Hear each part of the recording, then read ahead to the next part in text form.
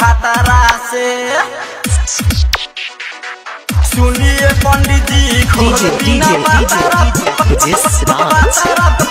कहिया भेंट होई भातारा से।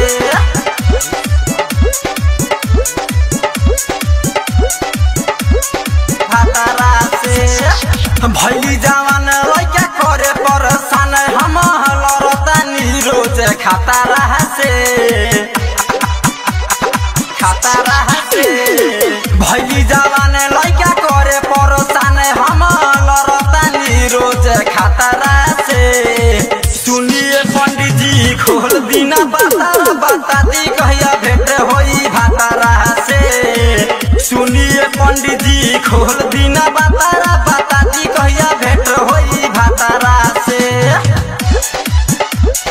भातारा से। भातारा से सुनिए पंडित जी खोल बिना भातारा कहिया भेंट होई भातारा से।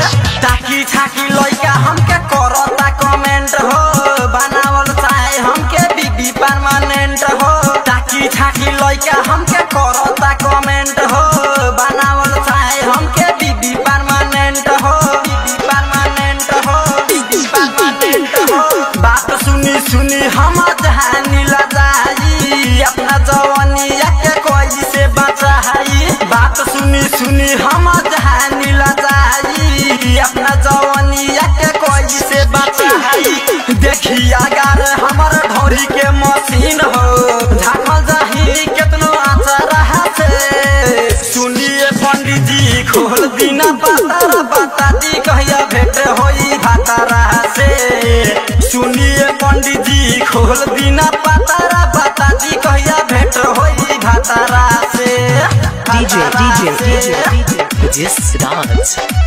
सुनिए पंडित जी खोल बिना भातारा कहिया भेंट होई भातारा से।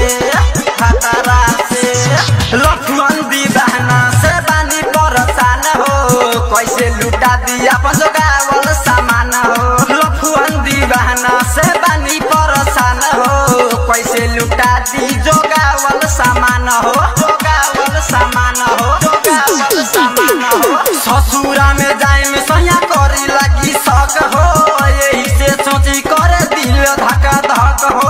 ससुरा में जाए में सहिया करी लगी शक हो यही से सोची करे दिल धक धक हो। कहे भारतवा मानिल कहनावा बचल चाहिए ही लापारा से।